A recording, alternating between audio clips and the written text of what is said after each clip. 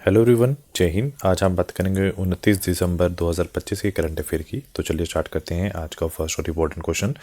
पहले क्वेश्चन में ये पूछा गया है कि WHO ने नई गाइडलाइन दी है जिसके अनुसार जो HIV की पहचान के लिए कौन सा टेस्ट जरूरी है। तो उसका जो राइट आंसर है वो है CD4। CD4 क्या है?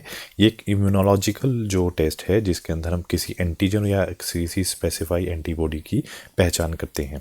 अब होगा क्या? तो WHO ने ये बोला है अपनी नई गाइडलाइन के अंदर कि अगर आपको एडवांस HIV की पहचान करनी है तो उसके लिए एक CD4 नाम का एक टेस्ट है जो कराना अनिवार्य है।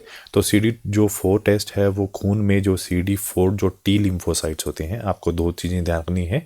जो टी लिम्फोसाइट दो हमारे ब्लड में जो इम्यूनिटी की बात करें वहाँ पर दो तरह के सेल होते हैं, एक बी सेल होते हैं, एक टी सेल होते हैं। जो टी सेल हैं उनको टी लिम्फोसाइट्स, जो टी सेल हैं उनको लिम्फोसाइट्स बोलते हैं। बी सेल क्या करते हैं? एंटीबॉडी बनाने में हेल्प करते हैं। तो जो CD4 सेल है वो टी लिम्फोसाइट्स की जो संख्या है उनको मापेंगे। अगर वो कम है तो the person is suffering from, sorry ज़्यादा है तो person suffering from that kind of a disease. अब HIV का आपको पूरा नाम पता होना चाहिए, ह्यूमन इम्यूनो डेफिशिएंसी वायरस। और ये क्या करता है? हमारी इम्यूनिटी को बिल्कुल कमज़ोर कर देता है जिसकी वजह से हमें बहुत सारी बीमारियां लगती हैं। अब ये है कि HIV मुख्य रूप से जो कोशिका है 4 है उस पर हमला करता है और इसका कोई इलाज नहीं किया जा सकता। दूसरा, आप एड्स के बारे में भी जानेंगे। एक जो एड्स की फुल फॉर्म है वो एक्वायर्ड इम्यूनो डेफिशिएंसी सिंड्रोम है जिसमें बदला जा सकता है जो जीवन के लिए खतरनाक होता है। अब क्वेश्चन ये है कि एड्स वह स्थिति है जब शरीर संक्रमण व बीमारियां लड़ने की क्षमता को खो देता है।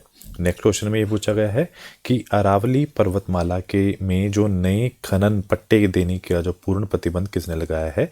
तो वो हाल में ही राज्य सरकार ने लगाया है। तो हुआ क्या है? हाल में ही जो राज्य सरकार ने अरावली के नए खनन पट्टे देने का जो पूर्ण प्रतिबंध लगाने का निर्देश जारी किया है। यह कदम जो है पर्यावरण संरक्षण व अवैध खनन रोकने के लिए उठाया गया है। और उसके साथ सुप्रीम कोर्ट ने अरावली की नई परिभाषा तय की है। कोर्ट ने ये बोला है कि अगर 100 मीटर तक मतलब 328 फीट में ऊंचे क्षेत्र को अरावली माना जाएगा, दो या दो से ज़्यादा ऐसी पहाड़ियाँ जो 500 मीटर के दायरे में हो और उनके जो बीच जमीन भी मौजूद हो तो उन्हें अरावली श्रृंखला का हिस्सा नहीं माना जाएगा। उसके साथ सुप्रीम कोर्ट ने अरावली पहाड़ियों को नई परिभाषा बदलने के लिए लगभग जो पूरे उत्तर भारत में इसका जो विरोध प्रदर्शन हमें सुर्खियों में देखा जा रहा है। अब क्वेश्चन ये है, अरावली पर्वतमाला है क्या? ये सबसे पुरानी पर्वतमाला है जिसकी लंबाई 670 किलोमीटर लंबी है। ये दिल्ली से गुजरात तक फैली है। अगर सबसे ऊंचे शिखर की बात करें तो गुरु शिखर है जो माउंट आबू राजस्थान में है जिसकी लंबाई 1722 मीटर है। अगर हम बात करें अरावली पर्वत में माला की, इसका जो निर्माण है प्री कैम्बियन काल में हुआ है। यह पर्वतमाला रेगिस्तानीकरण को रोकने के लिए और पर्यावरण संतुलन बनाए रखने में बहुत ज़्यादा अहम भूमिका हमें शो करती है। उसके साथ जो नेक्स्ट क्वेश्चन ये पूछा गया है कि, तो अगला क्वेश्चन में ये पूछा गया है कि भारतीय महिला जो बल्लेबाज कौन है जिन्होंने हाल में ही 21 वर्ष में सबसे अधिक T20 जो अर्धशतक लगाए हैं? तो उसका जो राइट आंसर है, B is the right answer, Shefali Verma है। उसके बाद खेल जगत से जो फैक्ट्स हैं उनको भी देखते हैं। वैभव जो सूर्यवंशी हैं उन्होंने 36 गेंदों में शतक लगाकर सबसे युवा लीस्ट ए शतक वीर बने हैं। स्मृति मंदाना जो हैं उन्होंने 4000 रन बनाने वाली जो भारत की पहली महिला बनी है।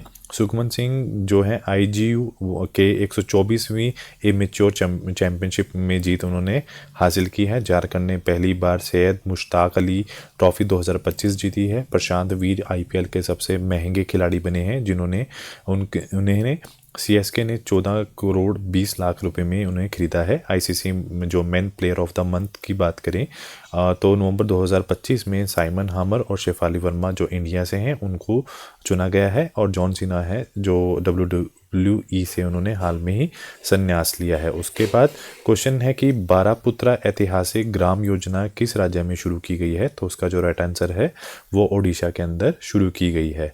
तो ओडिशा के जो कैबिनेट ने बारापुत्र ऐतिहासिक ग्राम योजना शुरू की है। उसका योजना का उद्देश्य क्या है? जो महान स्वतंत्रता सेनानी, कवियों, साहित्यकारों, समाज सुधारकों और अन्य प्रतिष्ठित व्यक्तियों के जन्म स्थलों को विकसित कर उन्हें संस्कृति धरोहर का स्थल बनाना उनका जो मेन काम है। उसके साथ ओडिशा में ऐसे महान व्यक्तियों को स्थानीय भाषा बारापुत्र कहा जाता है। इस परियोजना में 345 करोड़ रुपए का खर्चा किया जाएगा। उसके साथ साथ हाल में ही जो लॉन्च की गई हैं स्कीम, उन पे भी एक नज़र डालते हैं। जैसे कि रायतना जो मिकी सोम जो आंध्र प्रदेश में, आपकी योजना आपकी सरकार आपके द्वार झारखंड में, मुख्यमंत्री तीर्थ योजना जो है पंजाब ने, आपका पूंजी आपका अधिकार अभियान निर्मला सीतारमण द्वारा, और श्रद्धांजलि जो योजना है आसाम, माहेजे घर योजना गोवा, अरुणो दो जो है 3.0 जो योजना है आसाम, उसके बाद मुख्यमंत्री महिला रोजगार योजना बिहार, लाडो लक्ष्मी योजना हरियाणा द्वारा, निजातु मोइना योजना जो 2.0 है वो आसाम सरकार द्वारा चलाई गई हैं। उसके बाद हाल में ही अटल स्मृति न्याय सोसाइटी का जो अध्यक्ष है वो किन्हें चुना गया है, तो राइट आंसर है एम वेंकैया जो नायडू हैं उनको चुना गया है। तो इस समिति में जो होता क्या है, पूर्व जो उपराष्ट्रपति हैं एम वेंकैया नायडू को हाल में ही जो अटल स्मृति न्याय सोसाइटी का जो अध्यक्ष चुना गया है। यह संस्था जो है पूर्वी प्रधानमंत्री अटल बिहारी वाजपेयी की स्मृति और उनके विचारों को संरक्षित और प्रचारित करने के लिए की गई थी। एम वेंकैया नायडू ने 2017 से 2022 तक तो हैं वो भारत के उपराष्ट्रपति रहे हैं। वो भारतीय जनता पार्टी के जो वरिष्ठ नेता हैं और 2024 में उन्हें पद्म विभूषण से उन्हें सम्मानित किया गया था। अगर हम बात करें कुछ और जो नियुक्तियां हुई हैं, जैसे कि IIFL जो है फाइनेंस 2000 फाइनेंस ने RBI के जो पूर्वी डिप्टी गवर्नर BP कानगो को चेयरमैन नियुक्त किया है। शाश्वत शर्मा एयरटेल इंडिया के MD और CEO बने हैं।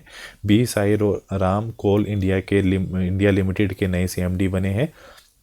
National counselling of applied economic research के सुरेश जो गोयल हैं महानिदेशक नियुक्त किए गए हैं। पूर्व न्याय सचिव राजकुमार गोयल मुख्य सूचना आयुक्त नियुक्त हुए हैं। प्रेस क्लब ऑफ इंडिया के संगीता बुराऊ को अपने पहली महिला अध्यक्ष चुना है। और मेटा इंडिया के जो अमन जैन को सार्वजनिक नीति का जो प्रमुख नियुक्त किया गया है। उसकी बात करते हैं मोदी जो युग में भारत का आर्थिक सशक्तिकरण पुस्तक के लेखक कौन है, तो उनका जो राइट आंसर है प्रोफेसर सिकंदर कुमार उनके लेखक हैं। उसके साथ साथ कुछ और बुक्स भी हैं जो हाल में ही लिखी गई हैं। The Brahmand unchilled T Sivanandan, ready relevant resurgent shape second, shaping a future ready force Anil Chauhan ने, above and beyond exploring the amazing world of aviation Shiv Kumar मनमोहका ने, after me chaos astrology in the Mughal empire MJ Akbar, Mahatma Gandhi और पर्यावरण TN खाशू, और they will shoot you madam Harinder भविजा, और wings of valour Sarvapalli Pande, living the Vivekananda way अन्य अवस्थी और निखिल यादव ने। उसके बाद different but not less Anupam Kher, Mother Mary come to me Arundhati Roy द्वारा ये पुस्तक लिखी गई है।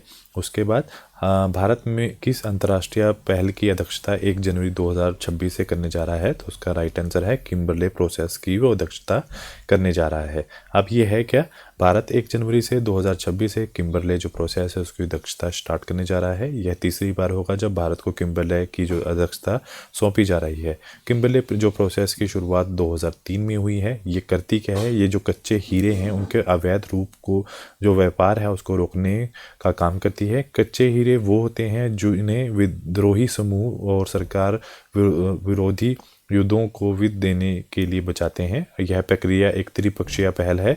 इसमें सरकारें, अंतर्राष्ट्रीय हीरा उद्योग और नागरिक समाज शामिल होता है। किम्बरले जो प्रक्रिया है उसकी स्थापना संयुक्त राष्ट्र सुरक्षा परिषद के प्रस्तावों के आधार की गई थी। और किम्बरले जो प्रोसेस है उसकी भागीदारी मिलकर विश्व में जो कच्चे हीरे के व्यापार में 99% से अधिक हिस्से पर नियंत्रण रखती है। उसके बाद अगला क्वेश्चन ये पूछा गया है, रेल विकास निगम लिमिटेड के जो नए CMD हैं वो कौन है, उनका नाम है सालीम अहमद उनका नाम है। तो जो सालीम अहमद हैं अभी हाल में ही रेल विकास जो निगम लिमिटेड के नए चेयरमैन और मैनेजिंग डायरेक्टर के रूप में उन्होंने पदभार संभाला है। अगर हम बात करें रेलवे विकास निगम लिमिटेड एक नवरत्न सार्वजनिक जो है एक यूनिट है जो कि रक्षा मंत्रालय के अधीन काम करती है। इसकी जो स्थापना है 24 जनवरी 2003 में हुई है। इसका मुख्यालय नई दिल्ली में है। और अगर हम मालिकाना हक की बात करें, भारत सरकार 78% इसका मालिकाना हक रखती है। उसके साथ साथ कुछ और नियुक्तियां, राजीव वर्मा दिल्ली के नए मुख्य सचिव, Gaurav Banerjee Sony pictures India limited के जो हैं जो एमडी और सीईओ, प्रवीर रंजन जो हैं सीआईएसएफ के महानिदेशक, संजू सैमसन जो हैं आईपीए भारत के आईपीए के जो ब्रांड एम्बेसडर, ऋषि सुनाक जो है माइक्रोसॉफ्ट और एंथ्रोपिक के एडवाइज़र, और जो सोनाली सेन गुप्ता है आरबीआई के कार्यकारी निर्देशक, आनंद गोयनका है फिक्की के नवनिर्वर्तमान अध्यक्ष, और तरुण गर्ग जो हैं हुंडई इंडिया के पहले भारतीय एमडी और सीईओ नियुक्त किए गए हैं। अगला क्वेश्चन, गुजरात ने कितने वर्षों बाद जो है टाइगर स्टेट का जो दर्जा है दोबारा से प्राप्त किया है? तो इसका राइट आंसर है 33 ईयर बाद उन्होंने ये दर्जा वापस लिया है। तो गुजरात ने 33 साल बाद टाइगर स्टेट का जो दर्जा है फिर से हासिल किया है। तो यह दर्जा नेशनल टाइगर कंजर्वेशन अथॉरिटी ने दोहात जिले में रतन महल वन्यजीव अभयारण्य में स्थायी भाग की मौजूदगी की पुष्टि के बाद किया है। अब गुजरात भारत का एकमात्र राज्य है जहां पर तीनों प्रकार के प्रजाति जो बड़ी बिल्लियां हैं वो पाई जाती हैं, जैसे शेर, बाघ और तेंदुए, और इन्हें अपने प्राकृतिक आवास में पाए जाते हैं। अब क्वेश्चन ये है कि जो टाइगर जो नेशनल टाइगर कंजर्वेशन अथॉरिटी है वो क्या है? ये बाघ संरक्षण के लिए एक बहुत जिम्मेदार संस्था है और इसे वाइल्ड लाइफ प्रोटेक्शन एक्ट 1972 की धारा 38(1) के तहत गठित किया गया है। अगर हम बात करें, जो अध्यक्ष पर्यावरण वन जलवायु परिवर्तन मंत्रालय के कैबिनेट मिनिस्टर होते हैं, और इसका जो मुख्य कार्य है वो बाघ और उनके आवास की वैज्ञानिक निगरानी और संरक्षण करना। अगर हम बात करें बाघों की जो संख्या की 2022 के अनुसार, तो अभी तक 2022 के अनुसार 3682 बाघ हैं, जिनमें से मध्य प्रदेश में 785 हैं, कर्नाटक में 563 हैं, उत्तराखंड में 560 हैं और महाराष्ट्र में 444 बाघ पाए गए हैं। उसके बाद हाल में ही अगर हम बात करें, न्यू बैलेंस का जो पहला भारतीय ब्रांड एम्बेसडर नियुक्त किया गया है, तो उनका नाम क्या है? उनका नाम जानवी कपूर है। और उसके साथ साथ कुछ और ब्रांड एम्बेसडर भी हैं, जैसे कि केंद्रीय स्वास्थ्य व परिवार कल्याण मंत्रालय का जो मानसिक स्वास्थ्य राजदूत है वो दीपिका पादुकोण को नियुक्त किया गया है। संजू सैमसन को जो है इंग्लिश प्रीमियम लीग के ब्रांड एम्बेसडर बनाया गया है। शुभांशु शुक्ला को विकसित भारत बिल्डथॉन 2025 का ब्रांड एम्बेसडर बनाया गया है। एशिया टेबल टेनिस चैंपियनशिप 2025 का ब्रांड एम्बेसडर शरद कमल को बनाया गया है। लिवाइस ने आलिया भट्ट को अपना ब्रांड एम्बेसडर बनाया है। स्केचर ने मोहम्मद सिराज को ब्रांड एम्बेसडर बनाया है। जोमेटो ने शाहरुख खान को अपना ब्रांड एम्बेसडर हाल में ही बनाया है। उसके बाद भारत ने हाल में ही किस बैलिस्टिक मिसाइल का जो है सफल परीक्षण किया है? तो उसका राइट आंसर है K4 का उन्होंने सफल परीक्षण किया है। अब क्वेश्चन क्या है सर, K4 का मतलब क्या है? तो भारत ने हाल में ही K4 का सफल परीक्षण किया है। K का मतलब यहाँ पे कलाम है, मतलब जो नाम भारत के पूर्व राष्ट्रपति और महान वैज्ञानिक डॉक्टर APJ अब्दुल कलाम को सम्मान में रखा गया है। यह मिसाइल परमाणु सक्षम पनडुब्बी से छोड़ी जाने वाली है और इसकी जो मारक क्षमता है वो 3500 किलोमीटर है। परीक्षण INS अरिहंत से किया गया है और परीक्षण स्थल बंगाल की खाड़ी विशाखापत्तनम के पास, और इसे DRDO defence research and development organisation द्वारा ये विकसित किया गया है। और आज का जो लास्ट क्वेश्चन ये पूछा गया है कि हाल में ही राष्ट्रपति द्रौपदी मुर्मू ने किस भाषा में अनुवादित भारतीय संविधान को विमोचन किया है? तो उसका राइट आंसर संथाली में उसको विमोचन किया गया है। अब क्वेश्चन ये है कि ये कौन सी भाषा है? तो राष्ट्रपति द्रौपदी मुर्मू ने 25 दिसंबर 2025 को संथाली भाषा में अनुवादित भारतीय संविधान का विमोचन किया है। यह संविधान ओल्ड चिकी लिपि में प्रकाशित हुआ है और इसे विधि एवं न्याय मंत्रालय की विधेय विभाग ने तैयार किया है। ये इस पहल में संथाली भाषा बोलने वाले लोगों के वो संविधान को अपनी भाषा में अब वो पढ़ सकेंगे और समझ सकेंगे।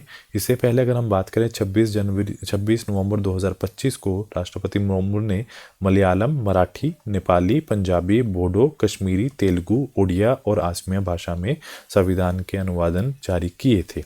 अगला क्वेश्चन, संथाली भाषा के बारे में देखते हैं। ये कौन सी भाषा है? ये एक आदिवासी भाषा है जो संथाल समुदाय द्वारा बोली जाती है। ये मुंडा भाषा परिवार की एक सबसे बड़ी भाषा है। इसकी लिपि ओल्ड चिकी है और भारत के झारखंड और पश्चिम बंगाल राज्यों में इसे अतिरिक्त आधिकारिक भाषा का दर्जा प्राप्त है। संथाली भाषा को भारतीय संविधान की 8वीं अनुसूची में इसे शामिल किया गया है। ओल्ड चिकी लिपि का निर्माण जो पंडित रघुनाथ मुर्मू ने 1925 में किया गया था। उसके बाद हम कुछ विशेषताएं पढ़ेंगे भारतीय संविधान की। विश्व का सबसे लंबा लिखित संविधान है जिसका गठन 1940 में हुआ है, और संविधान की जो पहली बैठक है वो 9 दिसंबर 1940 को हुई है, और अंतिम बैठक जो है 24 जनवरी 1950 को हुई है।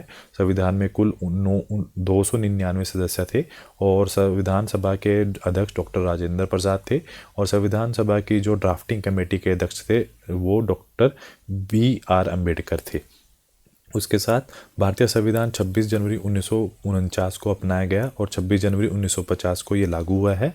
संविधान में प्रारंभ में 395 अनुच्छेद और 22 भाग थे। संविधान में प्रारंभ में 8 अनुसूचियां थी और 12 सूचियां हैं, और अभी पहले 8 थी और अभी 12 हैं। संविधान बनने में 2 साल 11 महीने और 18 दिन लगे थे। कुल लागत की बात करें 6.4 करोड़ रुपए की लागत लगी थी। संविधान की अगर हम प्रस्तावना में 42वें संशोधन 1976 में समाजवादी, धर्मनिरपेक्ष और अखंडता जैसे शब्द को भी जोड़े गए थे। तो आज के लिए इतना ही। Do like share and subscribe my channel. Thank you so much.